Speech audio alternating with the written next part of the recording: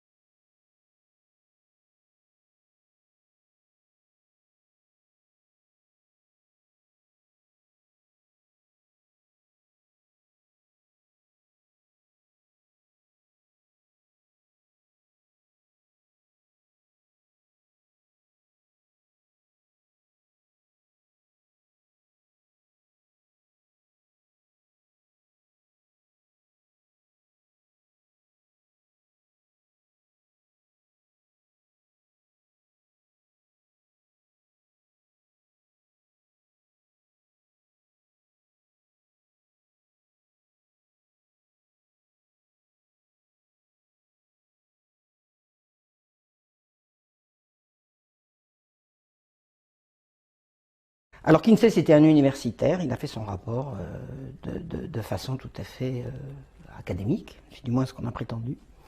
Et la vérité qui a émergé de ce rapport a été absolument traumatisante pour le peuple américain. On a appris dans son rapport qu'un homme sur 10 avait des rapports homosexuels réguliers. Qu'un homme sur 2 trompait sa femme et que 2 hommes sur 3 allaient voir des prostituées. C'était pas du tout l'image que les Américains avaient d'eux-mêmes. Du tout. Sur les femmes, la moitié des femmes avaient des rapports sexuels avant le mariage, ce qui n'était pas du tout ce que nous racontait le cinéma. Un quart des femmes étaient adultères de façon régulière et 87% des célibataires avaient avorté, au moins une fois. Le rapport Kinsey a été une révolution en lui-même. Qu'est-ce qu'il a déclenché? Il a déclenché l'apparition de ce qu'on a appelé la libération des femmes, c'est-à-dire les femmes qui se mettent à avoir des rapports sexuels en dehors du mariage et en dehors d'un compagnon régulier. On a vu arriver la pilule, on a vu arriver l'avortement comme acte banalisé, on est encore dedans. Et on a vu arriver l'irruption du porno. La pornographie, ça date de cette époque-là. Avant, une image pornographique était poursuivie, était pourchassée, c'était interdit. Et à partir du rapport Kinsey, la porno, il y a des magazines porno pornographiques et même de films, ensuite par la suite, à portée de tout le monde. C'est ce qu'on a appelé la révolution sexuelle. Les conséquences de cette révolution sexuelle ont été, enfin, de ce qui a été déclenché par le rapport Kinsey, ont été telles que la législation américaine, puisque c'est parti d'Amérique, s'est adaptée au rapport Kinsey. C'est-à-dire qu'on n'a plus poursuivi les crimes, les délinquants sexuels comme on les poursuivait avant. On a baissé drastiquement le degré de gravité de ce qui pouvait être considéré comme des crimes sexuels. The model penal code that was adopted just after 1955 was based on Kinsey's research. This is a flow chart I put together to describe how the Kinsey research gutted American laws. Through the American Law Institute, ALI, the American Law Institute Model Penal Code, 1955. That was where protections were then removed for women and children from American law system. The U.S. justice system from 1948 to today, that's what this is about. After publishing his reports, Kinsey traveled the country, giving lectures at universities and testifying before lawmakers. He was received as the leading scientific expert in the world on human sexuality. In particular, he discussed laws concerning sex offenders and the education of children. Of children, he said 100% are orgasmic from birth. Therefore, children can benefit from sex with adults and even incest, which is illegal. So we need to lower the age of consent. He was working toward making everything legal, but that's all right. Children need early explicit school sex education since they're sexual from birth, which was illegal at the time. Now it's everywhere. They need masturbation and hetero and homosexual acts to be taught to them, which was illegal, and now it's being taught. And about parole, Kinsey said that sex offenders rarely repeat sex crimes. Therefore, all sex offenders should be paroled, which is exactly what started to take place. Part of Kinsey's defense of pedophiles was that children were not really harmed by sexual contact with adults. Therefore, it made no sense to incarcerate pedophiles for lengthy prison terms. Et Kinsey était tellement sûr de ce qu'il disait qu'il a dit un jour sous serment, et je vais vous faire la citation, il faut que je la trouve, il a dit que les délinquants sexuels récidivaient rarement. C'est-à-dire qu'il suggérait que quelqu'un qui avait commis un crime sexuel soit mis en liberté conditionnelle. Et il a dit ça sous serment. Et ce monsieur était pris très très au sérieux. Très très au sérieux. Toute la législation américaine s'est adaptée au rapport Kinsey. Et par la suite, toute la législation européenne. C'est au début des années 60 qu'on a vu arriver également. À la fin des années 60, plutôt début des années 70, ça a été l'explosion. J'étais dessous, moi j'avais 20 ans en 70, donc j'ai vu passer ça. La banalisation de la transformation de la sexualité depuis comment dirais-je, la sexualité est devenue une activité de loisir à laquelle tout le monde avait droit. Ça s'est pas fait du jour au lendemain, mais on y est complètement maintenant. Et ça a débuté à ce moment-là. L'avortement, on a bien le droit, la pilule, on a bien le droit, coucher avec qui on veut, on a bien le droit, on a bien le droit, on a bien le droit. C'est l'individualisation de la morale, et bien ce qui me fait plaisir, mon plaisir et mon droit. Tout ça, ça date de cette époque-là, et tout ça, ça a été déclenché par le rapport Kinsey. Il y a une autre conséquence du rapport Kinsey qui a été absolument fondamentale, c'est l'irruption du mouvement gay. Qu'est-ce que c'est l'irruption du mouvement gay? C'est un monsieur qui s'appelait, alors j'ai son nom, il s'appelait Harry Hay. Il est fondateur du mouvement de libération des homosexuels aux États-Unis, et il dit « Les tenants de la libération gay et les amoureux des garçons doivent savoir tout ce qu'ils doivent à Kinsey. » Voilà, c'est eux qui le disent.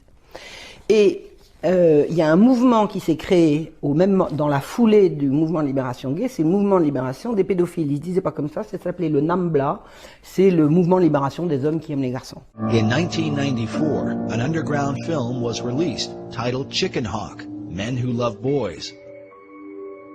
The film documented the lives of certain members of NAMBLA, the North American Man-Boy Love Association.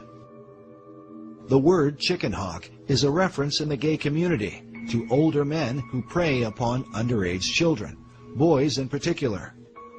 I have all my life been attracted to younger boys. Where are the boys? Boys are everywhere. There's not one single place. There's the mall, the supermarket, the street, the sports event. I can look out my window and see the school, and it's like Moses looking across to the promised land. Now, the Queen's Vernacular was considered to be the #1 gay lexicon dictionary for homosexual language. 12,000 words in this dictionary, and you open it up, and their mascot is, as was the mascot in The Advocate, a boy, Boy Scout in this case, and the 12,000 words that are in here all relate to the in language, the cant that's being used within the homosexual movement amongst homosexuals. What do all these words mean? Well, they had a certain meaning for the homosexual world that the straight world didn't understand. Chicken Hawk, Men Who Love Boys, stands as a powerful indicator of the damage done to America in its post-Kinsey era. We remind the audience that the group NAMBLA, who are the focus of this film, claim to take their inspiration directly from Alfred Kinsey. And while many in the gay community would deny that homosexuality is linked to pedophilia, it is worth noting that the very founder of the gay rights revolution, Harry Hay, consistently advocated the inclusion of NAMBLA in gay pride parades. In fact, here is a photo of Hay marching in a parade with the words, "NAMBLA walks with me," written on his back. Needless to say, Hay had been persuaded by his chief influence, Alfred Kinsey. Et Harry Hay a toujours demandé aux militants de NAMBLA de défiler avec lui pendant les Gay Pride. C'est-à-dire que d'emblée, quand les homosexuels ont commencé à sortir publiquement pour revendiquer leur libération, ils ont accepté avec eux les pédophiles, c'est-à-dire les homosexuels amoureux de jeunes enfants et pas d'adultes consentants. Voilà.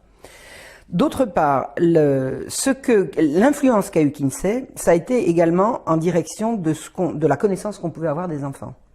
Et Kinsey disait, les jeunes enfants ont besoin, je le cite là, hein, c'est une citation, les jeunes enfants ont besoin de cours d'éducation sexuelle explicites le plus tôt possible, puisqu'ils sont sexuels dès leur naissance. Le plus tôt possible. C'est ce qu'on est en train de nous vendre hein, pour l'éducation sexuelle à partir des petites classes. Hein, il y a des programmes promus par les Nations Unies pour faire de l'éducation sexuelle la plus explicite possible dès les petites classes. Kinsey nous l'a vendu dans les années 50. Et il disait également, les enfants peuvent tirer des bénéfices de relations sexuelles avec des adultes, y compris leurs parents. C'est-à-dire que Kinsey a fait la promotion de l'inceste, ce qui dans nos cultures est considéré quand même comme le crime des crimes. Donc si Kinsey a dit la vérité, et apparemment tout le monde était d'accord pour dire que c'était la vérité, et il était normal de vouloir adapter effectivement la morale publique à sa pratique. Sauf que des gens courageux, intelligents et moralement tout à fait recommandables sont allés regarder ça de plus près. Et ils ont vu quoi? Que 55% des hommes interrogés par Kinsey sur leurs pratiques sexuelles étaient des délinquants, des prisonniers, des psychopathes, des grands criminels, et y compris des grands criminels sexuels.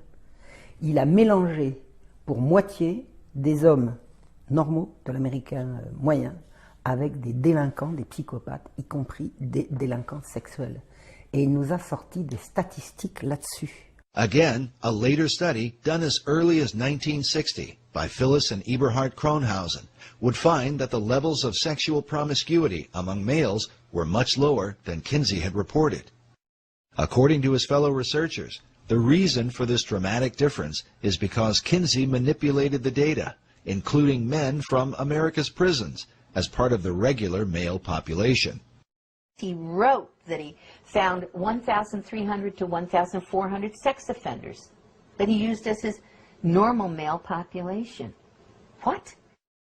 In addition to the convicted sex offenders, Kinsey included regular prisoners who were serving time for other offenses, along with 199 sexual psychopaths, all mixed together as part of the regular male population and presented to the American people as the average American male.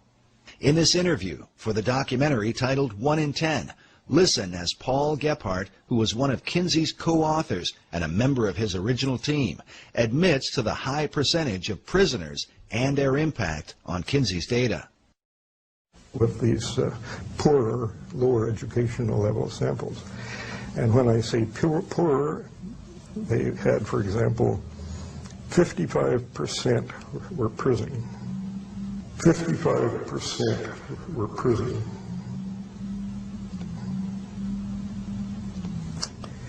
And I think that has a definite effect. We know, we didn't have enough non-prison people to do much of a comparison, but he didn't do a comparison. He simply took the prison people he got and used them at that less than college educated sample. Il est allé, pour parler des pratiques homosexuelles des hommes américains, faire des enquêtes dans des bars gays et dans des bains pour homosexuels. il a mélangé ces résultats-là avec les résultats de l'Américain moyen. Et il nous a sorti une statistique sur les pratiques homosexuelles de l'Américain moyen. C'est extraordinaire. Les femmes, comment a-t-il trouvé autant de femmes qui avortent et qui ont des rapports sexuels multiples hors mariage? Il est allé interroger des prostituées. Et il a mélangé les résultats obtenus chez les prostituées avec les résultats obtenus avec des ménagères dont personne ne peut nous dire à quel titre des ménagères américaines auraient fait des confidences à un type qu'elles ne connaissaient pas sur leurs pratiques intimes. C'est-à-dire qu'en fait, au bout du compte, le rapport Kinsey est totalement fallacieux et mensonger. On a changé la législation américaine et lancé une révolution sexuelle sur des résultats faussés, truqués et malveillants. Mais il y a plus grave encore. Il y a plus grave encore. Alors, à propos de l'homosexualité des hommes, des enquêtes ont été faites à la suite des rapports Kinsey avec d'autres données, et des gens qui ne sont pas allés voir les barguets et les bains. Les chiffres de Kinsey ont été multipliés par 10. C'est-à-dire que la vraie statistique de l'homosexualité, d'après ces chercheurs, c'est pas 1 homme sur 10, c'est 1 sur 100, ce qui n'est pas la même chose. Ce qui n'est pas du tout la même chose. Maintenant, comment est-il allé faire pour découvrir que les enfants étaient sexuels dès la naissance? Là, on doit la découverte de ce qui s'est passé à une américaine de choc qui s'appelle Madame Judith Reisman, que je salue. And you know what Gebhard said to me? You know what Dr. Gebhard said? He wrote me a letter, which I wish you had up there too, in which he said that oral and manual techniques were used on the children. Now, Phil, I'm going to say that once more. I'm going to say that once more. And if I'm wrong, let them sue me. He said oral and manual techniques were used on those children.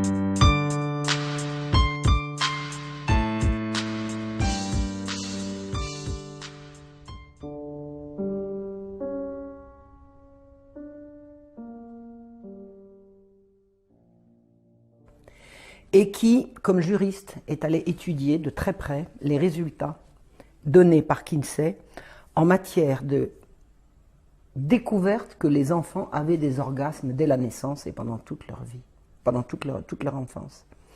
Kinsey a fait des tableaux dans lesquels il relate tel enfant de tel âge, ça va de 4 mois à 10, 11 ans, a réussi à avoir en l'espace de 24 heures tant d'orgasmes. Comment un type comme Kinsey peut-il nous parler d'orgasme d'enfant? Et Kinsey explique que les orgasmes d'enfants, c'est beaucoup plus difficile à reconnaître que les orgasmes des adultes, parce qu'en l'occurrence, pour les petits garçons, il n'y a pas d'éjaculation. Savez-vous ce que racontait Kinsey pour montrer ce qu'étaient les orgasmes des enfants? Tenez-vous bien. Nous devons ce travail remarquable à Madame Judith Reisman. Il appelle orgasme les cris, les convulsions et les mouvements désespérés d'enfants qui se débattaient pour échapper à leurs agresseurs. Kinsey appelle orgasme les hurlements de douleur et de terreur d'enfants violés. Kinsey nous a fait un rapport sur la sexualité enfantine, fait sur des enfants violés par des pédophiles dont il était lui-même. C'est ça qui a constitué le changement de morale en direction de l'éducation à donner aux enfants. Et nous y sommes à l'heure actuelle. Les enfants sont, paraît-il, sexuels dès leur plus jeune âge, on le sait par Kinsey, qui était un pédocriminel. The findings are so extreme that one child, a 4-year-old, is said to have had 26 orgasms within a 24-hour period. For Dr. Reisman, the obvious question was, where did Kinsey get such information? And I looked at those charts and graphs. I can't tell you how long it took me to try to process what I was seeing. I said, this is the torture of children. At the base of Table 31, Kinsey tells us that the data is based on actual observation of 317 males. Then on page 177 of the male volume, Kinsey writes, orgasm is in our records for a female babe of 4 months. Savez-vous comment est mort Kinsey? Il paraît qu'il est mort d'une crise cardiaque. En réalité, il s'infligeait à lui-même, des sévices abominables, et on a retrouvé à sa mort qu'il s'était arraché les testicules. C'est pas bien comme exemple pour remodeler la morale d'un pays. Qui a financé le rapport Kinsey? L'Institut Rockefeller, qui existe encore, qui continue de financer. Une enquête a été faite auprès de la fondation Rockefeller, à peu près à l'époque où Kinsey a sorti son rapport, et des enquêteurs ont appris que le but de la fondation, dans l'enquête sur Kinsey, était d'extirper de l'Amérique toute sa moralité et son idéologie chrétienne. C'est-à-dire que le rapport Kinsey a été financé pour briser la morale et la famille américaine. Et nous en sommes maintenant.